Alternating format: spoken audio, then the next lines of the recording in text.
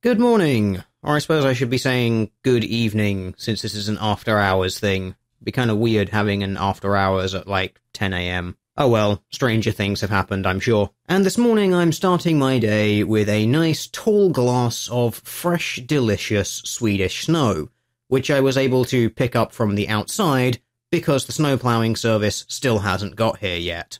Yeah, it's a little after-hours thing about the feminist snow ploughing nonsense. More specifically, one point which I've seen constantly referenced as the kind of biggest defense of it. It wasn't the feminist social justice inspired snow ploughing pattern that was the problem. No, it was the snow that was the problem.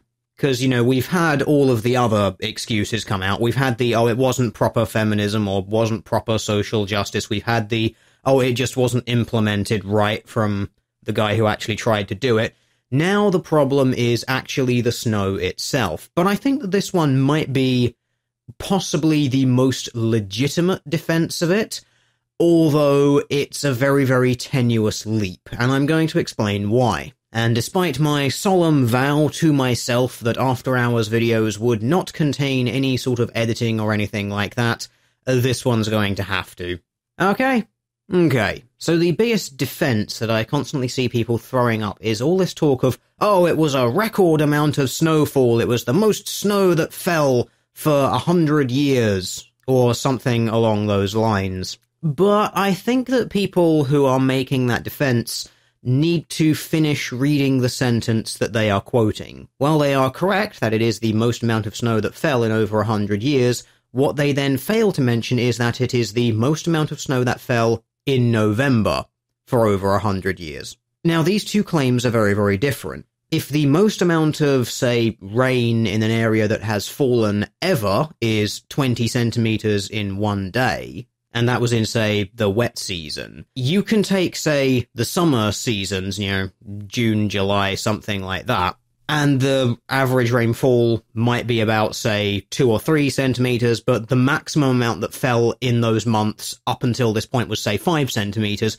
Well then, if you have a year where it's 6 centimeters falling in, say, July, then it was the most amount of rain that ever fell in July.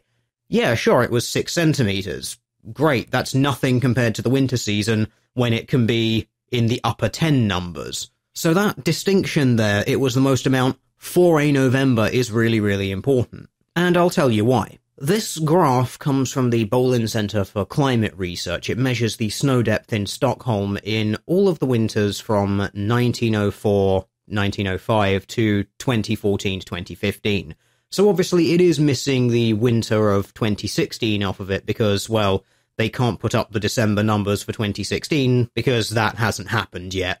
Now, obviously, this thing takes not only the December number, but also December to April, so covering the really depths of winter, including January. So I'm just going to pop a line on here where the 39 centimeter mark is, that record amount of snow that fell in a November. And as you can see, there's a lot of points which are above that 39 centimeter mark. So the idea that this is some crazy freak anomaly that Stockholm has never seen before, no, that's not a valid defense. They've seen this amount of snowfall before. Not as early as this, obviously, because it was a record amount for November. But the idea that their infrastructure isn't going to be tailored to meet this amount of snow when that amount of snow has happened before, that doesn't really hold water. Or in this case, snow if you'd prefer.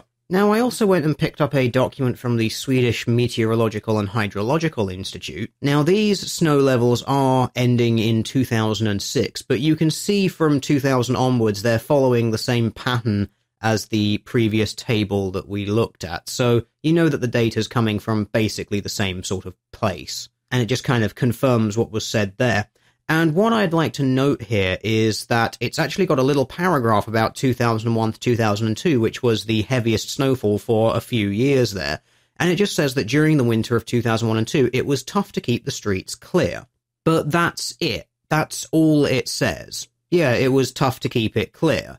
Not the entire city ground to a halt as people couldn't get anywhere, traffic was at a complete and utter standstill, and hundreds of people had to be taken to the emergency hospital. The closest that you get to anything like that is a long period around Christmas and New Year with continuous snow resulted in chaos. So that implies kind of long, continuous, a week's worth of relentless driving snow, which isn't something that happened in November of 2016. And comparing it to the graph from earlier, the 2001-2 thing was 40 centimeters, which is more than what happened in November 2016. So earlier, it took weeks of driving snow constantly hitting it in order to start disrupting things, whereas in November 2016 with the feminist snowplowing campaign, it took about a day.